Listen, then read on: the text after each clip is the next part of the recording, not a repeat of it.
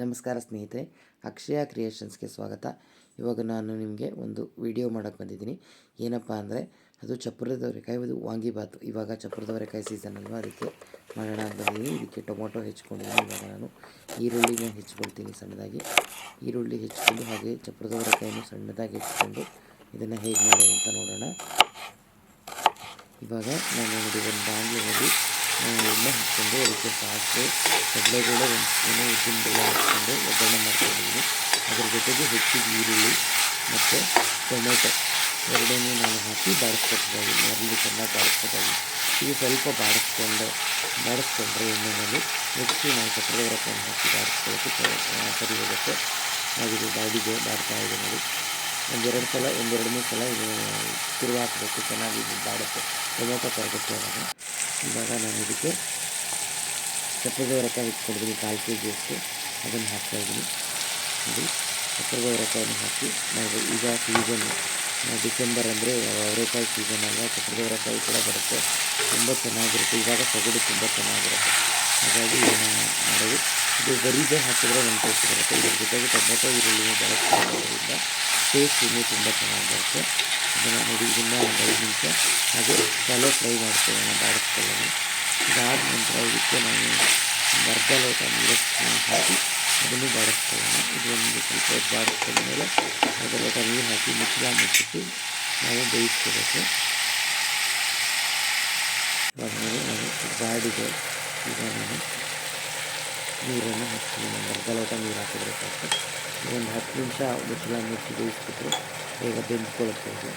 ಹಸಿ ಇದು ಚೆನ್ನಾಗಿರುತ್ತೆ, ಬೇಗ ಬೇಯಿಸ್ಕೊಳ್ತೀವಿ, ತುಂಬ ಟೈಮ್ ತಗೊಂಡು 10 ನಿಮಿಷ ಬೇಯಿಸ್ಕೊಳ್ಳೋಣ. ಇದನ್ನು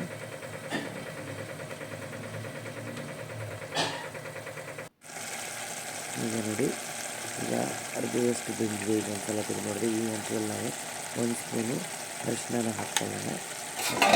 ಇದನ್ನು ಕೂಡ ಒಂದು ಸರಿ ಇಟ್ಟು ಆ ನೀರೆಲ್ಲ ಹಿಂಗೋವರೆಗೆ ಬೇಯಿಸ್ಕೊಳ್ಳೋಣ. ಈಗೆಲ್ಲ ನೀರೆಲ್ಲ ಹಿಂಗೆ ಆಯಿತು.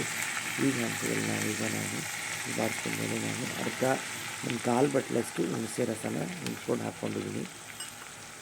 ಅದಕ್ಕೆ ಇವಾಗ ನಾನು ಒಂದು ದೊಡ್ಡ ಟೇಬಲ್ ಸ್ಪೂನಲ್ಲಿ ನಾನು ವಾಂಗಿಬಾತ್ ಪೌಡ್ರನ್ನ ಹಾಕ್ತಾಯಿದ್ದೀನಿ. ಇದು ಮನೆಯಲ್ಲೇ ಮಾಡಿರುವಂತಹ ವಾಂಗಿಬಾತ್ ಪೌಡ್ರು, ನಾನೇ ಮಾಡಿರೋದು. ನೀವು ಬೇಕಾದರೆ ರೆಡಿಮೇಡ್ ಸಿಗುತ್ತೆ, ಅದನ್ನು ಕೂಡ ಹಾಕ್ಕೋಬೋದು. ಈಗ 1 ಸ್ಪೂನು ರುಚಿಗೆ ಉಪ್ಪನ್ನು ಹಾಕ್ತಾಯಿದ್ದೀನಿ. ಇದೆಲ್ಲ ನೀಟಾಗಿ ಮಿಕ್ಸ್ ಮಾಡ್ಕೊಳ್ಳೋಣ.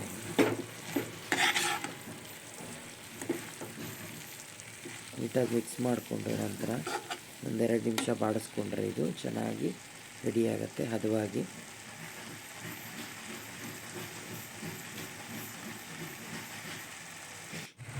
ಈಗ ನೋಡಿ ಎಲ್ಲ ಹದವಾಗಿದೆ. ಈಗ ಇದಕ್ಕೆ ನಾನು ಅರ್ಧ ಗಿಟಕ್ನಷ್ಟು ಒಣಕೊಬ್ಬರಿಯನ್ನು ಕೊಟ್ಕೊಂಡಿದ್ದೀನಿ, ಅದನ್ನು ಹಾಕ್ತಾಯಿದ್ದೀನಿ. ಒಣಕೊಬ್ಬರಿ ಅಲ್ಲದೆ ಹಸಿ ಕಾಯಿ ಕೂಡ ಹಾಕ್ಬೋದು. ತುರಿನ ಹಸಿಕಾಯಿ ಹಾಕಿದ್ರೆ ಸಂಜೆ ಹೊತ್ತಿಗೆ ಬಾಡಿ ಹೋಗುತ್ತೆ, ಅಂದರೆ ಇದು ಅಡ್ವಾಸನೆ ಬರುತ್ತೆ. ಸೊ ನೀವು ಈಗ ಒಣಕೊಬ್ಬರಿ ಯೂಸ್ ಮಾಡೋದ್ರಿಂದ ನಿಮಗೆ ಹೆಚ್ಚು ಶೆಲ್ಫ್ ಲೈಫ್ ಇರುತ್ತೆ. ಒಣಕೊಬ್ಬರಿ ಹಾಕಿದ್ರೆ ಟೇಸ್ಟು ಚೆನ್ನಾಗಿರುತ್ತೆ. ಕೊಬ್ಬರಿ ಹಾಕಿದ್ರೆ ಇದನ್ನು ನೀಟಾಗಿ ಮಿಕ್ಸ್ ಮಾಡೋಲ್ಲ, ಅಂದರೆ ಸಂಜೆ ಮಿಕ್ಸ್ ಮಾಡ್ಕೊಂಡ್ರೆ ನಾನು ಹೊರಗಡೆ ನಾನು ಸಪ್ರೇಟಾಗಿ ಅನ್ನ ಮಾಡಿ ಅನ್ನಕ್ಕೆ ಆ ಅನ್ನವನ್ನು ನನಗೆ ಅರ್ಧ ಪೌಲ್ ಅದಕ್ಕೆ ಹಾಕಿ ಇದು ಬಂದುಬಿಟ್ಟು ನಿಮಗೆ 4 ಜನ ತಿನ್ನೋಷ್ಟು ರೆಡಿ ಎಲ್ಲ ಮಿಕ್ಸ್ ಮಾಡಿದ್ರೆ ತುಂಬ ಚೆನ್ನಾಗಿ ಮಧ್ಯಾಹ್ನ ಊಟದ ಜೊತೆಗೆ ಇದು ನಿಮಗೆ ಬೆಳಗಿನ ತಿಂಡಿ ವಾಂಗಿಬಾತ್ ರೆಡಿ ಆಗುತ್ತೆ. ಮಧ್ಯಾಹ್ನ ಊಟದ ಜೊತೆಗೂ ಮಾಡ್ಕೋಬೋದು. ಸಂಜೆ ಎಲ್ಲ ನೀಟಾಗಿ ಪಲ್ಯ ಜೊತೆಗೆ ಮಿಕ್ಸ್ ಮಾಡ್ಕೊಳ್ಳೋಣ. ಇದು ಚಪ್ಪರದ ಅವರೆಕಾಯಿ ಸೀಸನ್ ಆದ್ದರಿಂದ ಇವಾಗ ಸೊನೆ ಚೆನ್ನಾಗಿರುತ್ತೆ. ಸೊ ಟೇಸ್ಟು ಚೆನ್ನಾಗಿರುತ್ತೆ, ಬಾಯಲ್ಲಿ ನೀರು ಬರ್ತದೆ. ಅವರೆಕಾಯಿ ತಕ್ಷಣ ಅವರೆಕಾಯಿ ಸೀಸನ್ ಬಾಯಲ್ಲಿ ಅವರೆಕಾಯಿ ಬರುತ್ತೆ. ಹೀಗೆ ಇದನ್ನು ಈ ಟೈಮಲ್ಲಿ ಸೊಗಡು ತುಂಬ ಚೆನ್ನಾಗಿರುತ್ತೆ. ನೀವು ಇದನ್ನು ಟ್ರೈ ಮಾಡ್ತಾ ಚಳಿಗೆ ನಾನು ಭಾಳ ದಿವಸ ಆಗಿತ್ತು ವಿಡಿಯೋ ಮಾಡೋದು. ವಾಂಗಿಬಾತ್ ಮತ್ತೆ ಮಾಡ್ತಾಯಿದ್ದೀನಿ. ಟ್ರೈ ಮಾಡಿಟ್ಟು ಇದು ಚೆನ್ನಾಗಿದೆ ಅಂತ ಮಾಡಿ ನನ್ನ ವೀಡಿಯೋಸ್ ಇಷ್ಟ ಚೆನ್ನಾಗಿ ಮಾಡಿ ಶೇರ್ ಮಾಡಿ. ನೀವು ಎಲ್ಲ ಸಾಮಾನ್ಯವಾಗಿ ವೀಡಿಯೋದಲ್ಲಿ ಇನ್ನಷ್ಟು ಮಾಹಿತಿಯೊಂದಿಗೆ ಮತ್ತು ಬೇರೆ ಲೆವೆಲ್ಗೆ ನನ್ನ ವೀಡಿಯೋಸ್ ಮಾಡ್ತೀನಿ. ದಯವಿಟ್ಟು ಎಲ್ಲರೂ ಸಬ್ಸ್ಕ್ರೈಬ್ ಮಾಡಿ. ನಮ್ಮ ಚೆನ್ನಾಗಿರುತ್ತೆ ನೋಡಿ. ಇದೆ ನೀಟಾಗಿ ಇವಾಗ ರೆಡಿಯಾಗಿದೆ ಪೂರ. ಇವಾಗ ನೀಟಾಗಿ ಎಡಿಟ್ ಮಾಡಿದೆ. ಇವಾಗ ಇದನ್ನು ನೀಟಾಗಿ ಮಿಕ್ಸ್ ಮಾಡಿದ್ಮೇಲೆ ಇದ್ರ ಜೊತೆಗೆ ನೀವು ಬೇಕಾದರೆ ನೀವು ಹಸಿ ಇದ್ರ ಜೊತೆಗೆ ಸ್ಲೈಸ್ ಮಾಡಿ ಕಟ್ ಮಾಡಿಕೊಂಡು ಅಥವಾ ಈರುಳ್ಳಿ ಮತ್ತು ಹಾಗೆ ಈರುಳ್ಳಿ ಕೂಡ ಟೊಮೊಟೊನು ಇದ್ರ ಜೊತೆ ಸ್ಲೈಸ್ ಮಾಡಿ ತಿನ್ಬೋದು. ತುಂಬ ರುಚಿಯಾಗಿರುತ್ತೆ. ಮೊಸರು ಬಜ್ಜಿ ಇಲ್ಲದೆ ಅಥವಾ ತಿಂಡಿಗೆ ಚಟ್ನಿ ಕೆಲವು ಚಟ್ನಿ ಇರುತ್ತೆ ಈ ಜೊತೆ ತಿಂತಾರೆ. ಒಳ್ಳೆ ರುಚಿ ಇರುತ್ತೆ. ಹಾಗೆ ದಿನ ವಿಡಿಯೋ ರುಚಿಯಾಗಿರುತ್ತೆ. ಪೂರ್ಣವಾಗಿ ನೀವು ಮಾಡ್ತಿರಲ್ಲ. ಧನ್ಯವಾದಗಳು. ನಮಸ್ಕಾರ.